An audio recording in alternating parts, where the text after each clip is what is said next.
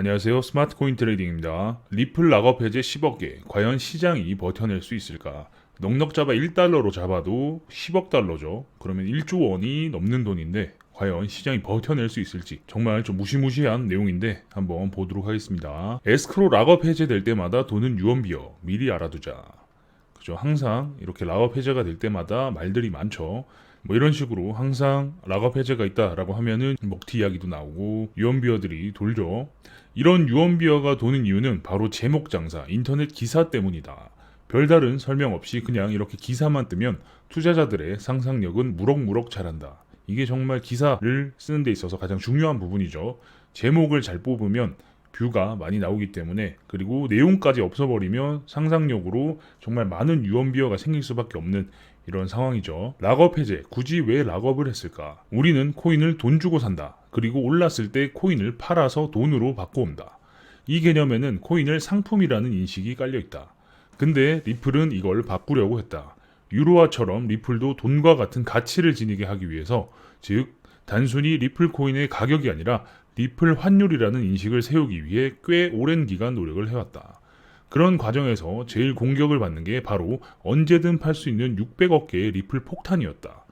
그래서 이걸 리플은 에스크로에 락업, 잠궈버리고 매달 10억 개씩 푸는 식으로 해결했다. 매도 폭탄을 기술적으로 막아버린 것이다. 하지만 시세가 많이 올랐다 보니까 10억 개라고 해도 엄청난 돈입니다. 300원 할 때야 3천억이지만 지금은 가격이 1,000원이기 때문에 1조죠. 가치로 생각했을 때 10억 개는 정말 엄청난 수량이긴 합니다. 2018년부터 매달 1일 10억 개의 리플이 풀려왔다. 그죠? 1월 1일, 2월 1일 계속 이렇게 풀려왔죠. 5억 개씩, 5억 개씩. 사실 모두들 관심도 없었을 것이다. 기사 뜰 때 헐, 재단이 뭘 또 팔아? 뭐 이런 생각만 했을 뿐, 과연 리플 락업 해제 기사를 쓰는 기자 중 몇 명이나 리플 에스크로 계정 리스트를 봤었을까? 계정별로 2억, 3억, 5억, 10억 개씩 들어있는 지갑은 매달 1일씩 락업이 풀리게 되어 있다. 풀릴 때마다 여러 생각이 들 것이다.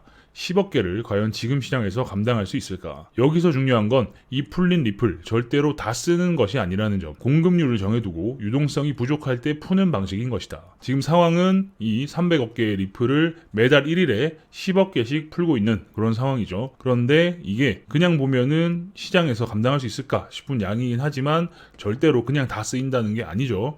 그리고 공급률을 정해주고 유동성이 부족할 때 푸는 방식이기 때문에 시장에 큰 영향을 주지 않는다 라는 부분은 참 안심이 되는 부분이죠. 그래서 10억 개의 리플이 풀렸지만 과거에는 평균 3억 개의 리플만 사용되었다. 그럼 남는 리플은 어디로 가느냐? 매월 사용되지 않은 상태로 남아있는 리플은 바로 다음 달 계약 분량이 2월 되며 55개월째에 만료됩니다.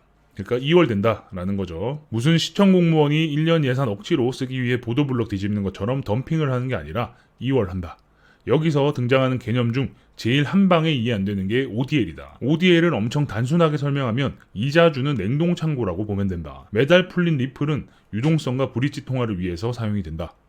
이걸 사람들은 뽐뿌에서 이야기한 것처럼 갑자기 대량의 리플이 거래소로 직접 입금되어 덤핑시키는 것처럼 오해할 수 있다. 그래서 비유를 하자면 ODL은 수요와 공급을 조절하는 냉동창고라고 비유하면 어떨까 싶다. 시장에 고등어가 너무 많으면 헐값에 시장에 파느니 고등어 냉동창고에 넣어버리고 나중에 고등어를 5%더 많이 받는 식으로 조절을 하는 녀석이다. 상식적으로 고등어가 얼었는데 새끼를 치진 않는다. 죽었으니까, 그죠? 그럼 5% 얹어주는 고등어는 어디서 나오는 것인가? 고등어 어선들이 모여서 유동성 기금을 조성해서 거기에서 뺏어 쓴다. 고등어가 너무 싸지 않게 또 너무 비싸지 않게 사 먹도록 조절하기 위해서 냉동 고등어의 이자는 기금에서 빼서 쓰는 것이다. 게다가 고등어가 안 팔리면 기금에서 좀 빼서 백종원이랑 콜라보도 하고 하면서 고등어 매출도 좀 올리고, 이런 거 보면 세상이 다 거기서 거기다. 이런 활동들이 리플의 ODL의 작은 부분이라고 봐도 무방하다. 그거 말고도 기능은 되게 많다. 예전에 백종원이 만남의 광장이라고 해서 어느 지역에 양파가 안 팔리면 양파로 하는 음식들 이렇게 소개하면서 양파가 또 많이 소진되게 했었었고, 감자가 또 안 팔리면 감자로 할 수 있는 요리들을 소개하면서 또 감자가 완판되게끔 하고, 이런 프로그램이 있었죠. 그런 것처럼 마찬가지로 기금을 만들어서 리플도 유동성 조절을 하고 필요에 따라서 이런 이벤트에도 사용하고 여러 가지로 운용을 한다 라는 거죠. ODL이라는 게 냉동창고랑 비유를 하면 정말 쉽게 이해가 되네요. 정말 설명을 잘 해주신 것 같아요. 에스크로 락업을 소각할 수 있을까? 리플 CTO 다수파가 원한다면 에스크로에 락업된 리플 소각할 것.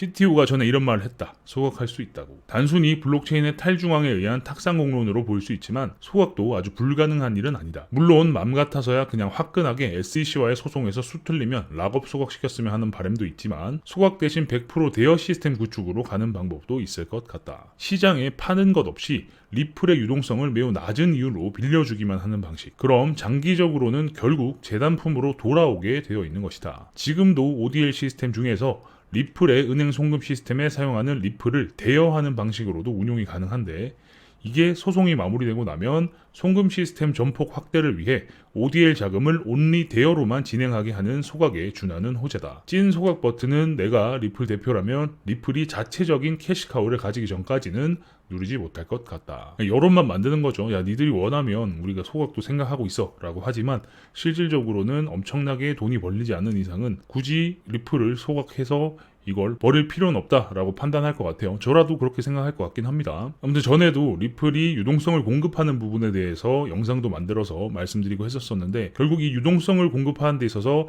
낮은 이율로 빌려주기만 하는 방식으로 지금 에스크로에 락업된 리플을 사용하게 되면 시장에도 전혀 충격을 주지 않을 뿐더러 리플은 더 많은 유동성을 가지게 되어서 가격도 잘 오르고 내릴 수 있을 뿐더러 큰돈이 움직일 때 더 많이 사용될 수도 있겠죠. 이런 장점을 살려서 대여를 하는 방식으로 가면 어떨까라고 말씀하시는 거죠. 소각은 사실 마음에도 없는 소리일 것 같아요. 아무튼 정리를 하자면 지금 매달 10억 개씩 에스크로에서 락업이 풀리고 있는 리플 물량은 시장에 그대로 녹아 들어가는 게 아니다라는 걸 아시겠죠.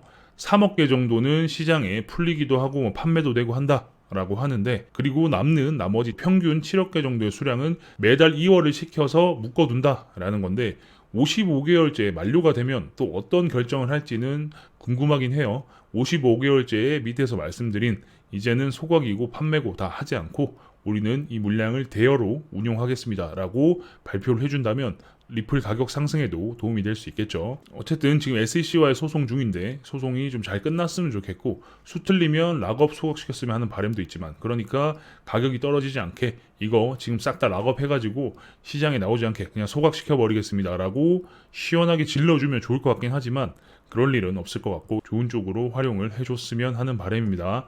결론은 이렇게 락업 해제가 되더라도 시장에 충격은 없다라고 볼 수 있으니 너무 걱정하지 않아도 된다라고 말씀드릴 수 있겠네요. 그 외에 궁금한 게 있으시다면 저희 커뮤니티에 들어오시면 더 다양한 이야기 나눌 수 있습니다.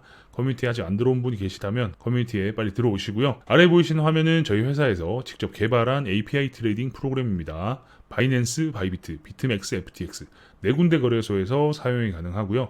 클릭과 동시에 최신 호가에 자동으로 주문을 넣어주는 자동호가 기능. 자동호가 기능을 사용하면 지정가로만 거래를 할 수도 있고 순간순간 더 빠르게 주문을 넣고 체결시키면서 매매를 할 수 있습니다. 지정가로만 거래를 하게 되면 수수료를 아낄 수 있는 장점도 있고 일부 거래소에서는 수수료를 돌려받으면서 거래를 할 수 있죠. 수량과 범위를 정하고 클릭을 하면 최대 40개의 주문이 자동으로 들어가는 스프레드 주문. 스프레드 주문은 보신 바와 같이 올라갈수록 수량이 많아지죠. 공매수는 반대로 내려올수록 주문 수량이 많아집니다. 주문 수량이 많아지면 자연스럽게 체결과 동시에 진입가도 같이 움직이기 때문에 훨씬 더 유리한 체결가를 가지고 매매를 할 수 있다는 점이 장점입니다. 같은 수량으로 거미줄을 깔게 되면 전부 체결이 되어도 중간값에 진입가가 형성이 되죠. 하지만 수량이 많아지는 로직을 넣어놔서 체결이 되면 될수록 진입가도 같이 올라가기 때문에 같은 수량을 깔았을 때보다 훨씬 유리한 포지션을 가져갈 수 있습니다. 손절 익절의 퍼센트를 정해놓으면 체결과 동시에 손절 익절을 자동으로 걸어주는 스캘핑 모드, 키보드를 이용한 단축키 트레이딩 등등 다양한 기능들이 있으니까 한번 관심 있게 봐주시고요. 어떻게 동작하는지는 제가 잠깐 보여드리도록 하겠습니다. 주문이 체결되었습니다. 매도 주문 입력 주문이 체결되었습니다. 스프레드 주문 완료. 스프레드 주문 주문이 체결되었습니다. 주문 취소. 주문이 체결되었습니다.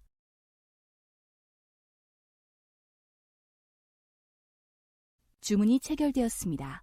홈페이지에 들어오시면 더 다양한 내용들을 확인하실 수 있습니다. 우측 하단에 보시면 사용법 알아보기 위키가 있는데요. 프로그램을 처음 어떻게 만들었는지, 어떻게 업데이트 되어 왔는지, API 키는 어떻게 발급받는지, 어떻게 프로그램을 사용하는지 등등의 다양한 내용들이 있으니까 한번 관심 있게 봐주시면 좋을 것 같고 그 아래는 기존의 거래소를 사용하고 계신 분들이 프로그램을 써보실 수 있게끔 체험 쿠폰 발행 이벤트도 하고 있으니까 많은 참여 부탁드리겠습니다. 왜 프로그램으로 만들었냐 라는 질문들을 많이 해주시는데요. 그 이유가 속도 때문입니다. 속도를 비교해 놓은 자료는 홈페이지에 있으니까 한눈에 비교가 가능하고요.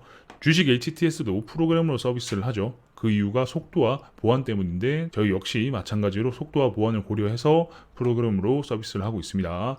그럼 프로그램이 이상한 거 아니냐라고 생각하실 수 있는데 프로그램은 문제가 없음을 인증받는 키사 인증까지 모두 마친 프로그램입니다. 그래서 프로그램을 다운로드 받고 설치하실 때 보면 공급자의 HG 파트너스 회사 이름이 뜨게 되어 있습니다. 그런 부분들을 잘 확인하시고 사용하시면 되고요.